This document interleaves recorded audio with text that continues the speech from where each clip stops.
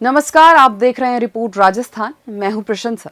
शुरू करते हैं इस वक्त की खबरों के साथ। मुख्यमंत्री भजनलाल शर्मा मंगलवार को उदयपुर पहुंचे। सीएम का डबोक एयरपोर्ट पर उदयपुर के भाजपा पदाधिकारियों ने स्वागत किया। एयरपोर्ट से सीधे उदयपुर आए और सिटी पैलेस स्थित शंभू निवास पहुंचे। उन्होंने अरविंद सिंह मेवाड़ को पुष्पांजलि अर्पित की। अरविंद सिंह के बेटे डॉक्टर लक्ष्यराज सिंह मेवाड़ और उनके परिवार से मिलकर संवेदना जताई। सीएम के साथ जनजातीय मंत्री बाबूलाल खराड़ी, निम्बाहेड़ा विधायक श्रीचंद कृपलानी और उदयपुर शहर और देहात भारतीय जनता पार्टी के पदाधिकारी मौजूद थे। उप मुख्यमंत्री दिया कुमारी आज जोधपुर एयरपोर्ट पहुंची, जहां बीजेपी कार्यकर्ताओं ने उनका जोरदार स्वागत किया। कार्यकर्ताओं के साथ मुलाकात करने के बाद दिया कुमारी सड़क मार्ग से राजस्थान स्थापना दिवस सप्ताह के उपलक्ष्य में आयोजित राज्य स्तरीय महिला सम्मेलन में सम्मिलित होने के लिए बाड़मेर के लिए रवाना हो गई। वो आज रेल मार्ग से बाड़मेर से जयपुर के लिए प्रस्थान करेंगी। हरियाणा के मुख्यमंत्री नायब सिंह सैनी 29 मार्च को चौमू आएंगे। होली स्नेह मिलन एवं नागरिक अभिनंदन समारोह में शिरकत करेंगे।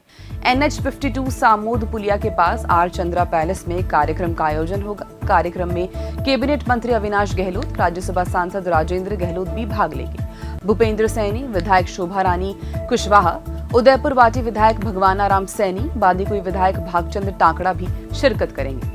प्रदेश के प्रत्येक जिले से सैनी समाज के राजनीतिक, प्रशासनिक और धार्मिक संगठनों से जुड़े लोग भी मौजूद रहेंगे। कार्यक्रम आयोजक मुकेश सैनी ने जानकारी दी।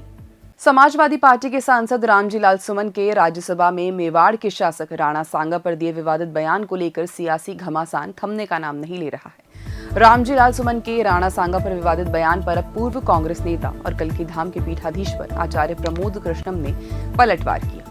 आचार्य प्रमोद कृष्णम ने राणा सांगा को देशद्रोही कहना पूरे मेवाड़, चित्तौड़, राजस्थान और भारत की गौरवशाली भूमि का अपमान बताया। अखिलेश यादव को माफी मांगनी चाहिए, क्योंकि बिना अखिलेश यादव की सहमति के उनकी पार्टी के सांसद संसद के भीतर इतना अपमानजनक स्टेटमेंट नहीं दे सकते। राणा सांगा को गद्दार कहना पूरी मेवाड़ का अपमान है, चित्तौड़ का अपमान है, राजस्थान का अपमान है, पूरी भारत की इस शौर्य की भूमि का अपमान है। पीसीसी चीफ गोविंद सिंह डोटासरा ने आज एक प्रेस कॉन्फ्रेंस में निकाय और पंचायत के पुनर्गठन और परिसीमन को लेकर महत्वपूर्ण जानकारी दी। उन्होंने कहा, संगठन में जल्द ही खाली पद भरे जाएंगे और नए जिलों में जिला अध्यक्षों की नियुक्ति की जाएगी। गोविंद सिंह डोटासरा ने आगे बताया, कल दिल्ली जाएंगे, जहां नए जिला अध्यक्षों की नियुक्ति का प्रस्ताव करेंगे। वहीं जिन जिलों में जिला अध्यक्षों में बदलाव करना है, उन पर भी विचार किया जा रहा है। संगठन को पूरी तरह सक्रिय किया जाएगा और काम करने वाले मेहनती नेताओं को ही पद दिए जाएंगे। लेकिन एक कमेटी मंत्रिमंडलीय समिति पंचायती राज में बनी हुई है, उस कमेटी ने आज तक कोई मीटिंग नहीं की, कोई तक नहीं किया। इसका मतलब ये हुआ कि राज्य सरकार से जो पंचायती राज की गाइडलाइन जा रही है, उस गाइडलाइन से जिला कलेक्टर, एसडीएम या विकास अधिकारी या नगर निकाय के ईओ, कमिश्नर को काम करना है। यही कानून है और यही कानून होना चाहिए और यही आज तक होता रहा है। लेकिन यहाँ तो बड़े मजे की बात है कि आरएसएस और बीजेपी ने मिलकर के एक अघोषित अपनी पार्टी स्तर के ऊपर एक कमेटी बना दी, जिसमें राजेंद्र जी राठौड़ साहब हैं और अरुण चतुर्वेदी जी हैं और घनश्याम तिवाड़ी जी हैं। ये सारे के सारे तीनों लोगों ने अपने स्तर के ऊपर जिलों के अंदर कमेटियां बना दी और जिलों के अंदर कमेटियां बना के ये स्टेट लेवल की कमेटी यहाँ पर ओटीएस में बैठती है, पंचायती राज और नगर निकाय के अधिकारियों को बुलाती है, उनको डांटती है, टपकारती है और अपनी मर्जी से उसमें पंचायतों में तोड़फोड़ कर दो, पंचायतों के नगर निकाय के वार्डों में तोड़फोड़ कर दो, सीमा वर्दी कर दो। ये नेता कह रहा है ये कैसे जीत सकता है, भारतीय जनता पार्टी का चेयरमैन कैसे बन सकता है, प्रधान कैसे बन सकता है, उस तरीके से आप कर दो। और अचंभे की बात यह है और बड़ी चिंता की बात है कि एक तरीके से पूरी सरकार को इन्होंने हाईजैक कर लिया और अपने साइनों से लिख लिख के विभाग के, नगर निकाय और पंचायत राज के अधिकारियों को आदेश दे रहे हैं कि इस गांव में से इसको हटा दो, इस गांव में इसको जोड़ दो, इस वार्ड को छोटा कर दो, ये मुस्लिम का वार्ड है, इसको बड़ा कर दो। ये 4 पार्षद जीत के आते थे, ये एक ही आना चाहिए, अगर आए तो 3 फिर दूसरे के बढ़ा दो, बीजेपी के लोगों के बढ़ा दो। ये इस तरीके का खेला जो किया जा रहा है वो पूरी तरीके से गैर कानूनी है, नियम विरुद्ध है।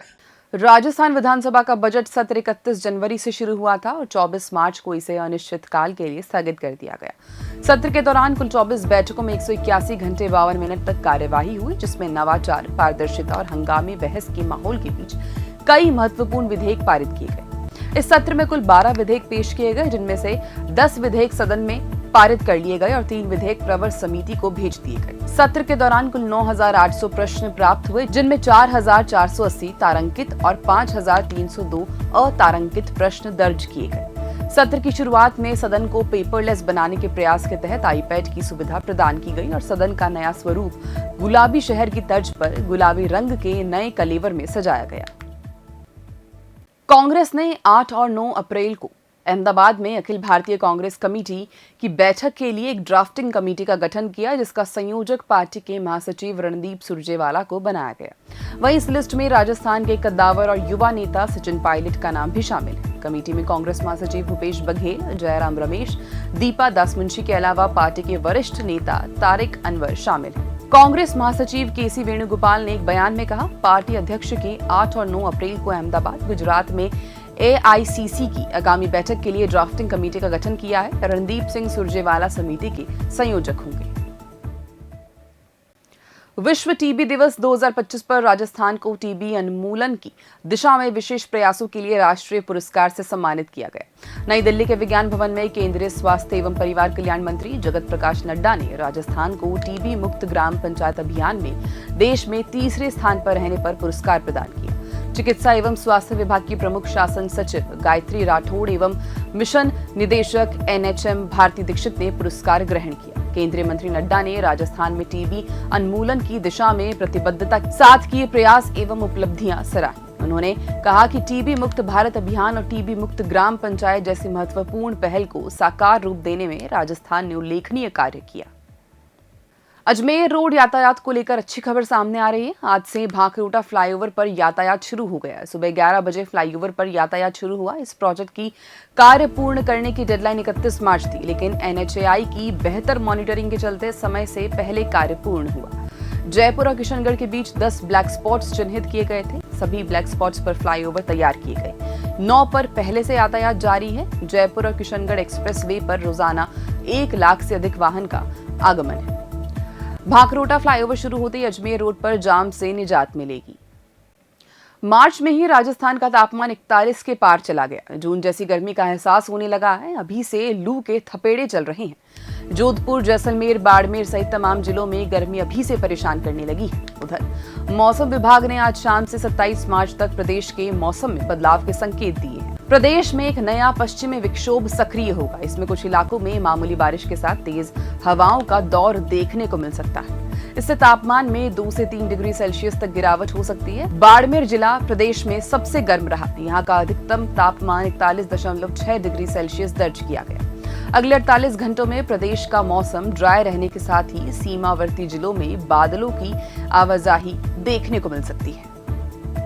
अलवर शहर में पानी की गंभीर समस्या से हाहाकार मचा हुआ है। लोग लगातार जलदायी विभाग के चक्कर काट रहे हैं, लेकिन समस्या का समाधान अब तक नहीं हो पाया। स्थानीय निवासी और रिटायर्ड स्वास्थ्य विभाग कर्मचारी ने बताया कि वे इंदिरा कॉलोनी से हैं और पिछले 8 महीनों से पानी की समस्या का सामना कर रही हैं। एक स्थानीय महिला ने अधिकारियों पर आरोप लगाते हुए कहा कि वे अपनी सीट पर मौजूद नहीं रहते और फोन भी स्विच ऑफ कर लेते हैं। जब लोग शिकायत लेकर आते हैं तो उन्हें कोई जवाब नहीं मिलता। ऐसे में पानी की समस्या के समाधान के लिए लोग कहाँ जाए, इस समझ से परे हैं। जी, क्या नाम है आपका? निर्मला शर्मा, कहाँ, कौन से वार्ड से आए हो? इंदिरा कॉलोनी। क्या समस्या लेके आए हैं, कब से आ रहे हैं? 8-7 महीने से पानी से बहुत परेशान हूँ। एक्शन साहब के 8-7 चक्कर काट चुकी हूँ। आश्वासन देते हैं। जन सुनवाई में भी 2 दफा हुई है, वहाँ पे भी आश्वासन देते हैं। और मेरे यहाँ पे एक बूंद भी पानी नहीं आ रहा 8-7 महीने से। मैं बहुत परेशान हूँ। बाकी सब जगह पानी आ रहा है, मेरे यहाँ पे एक बूंद भी पानी नहीं आ रहा। मैं बहुत परेशान हूँ पानी के लिए। आश्वासन और ये जो प्रशासन है ये ध्यान नहीं दे रहा, सब अनसुनी करते। पहली बात तो ये स्विच ऑफ कर लेते हैं फोन करो तो, फिर उसके बावजूद आते हैं तो मिलते नहीं है, नदारद रहते हैं, ऑफिस से ही नदारद रहते हैं, किससे बात करें। अभी के लिए केवल इतना ही। देखते रहें रिपोर्ट राजस्थान।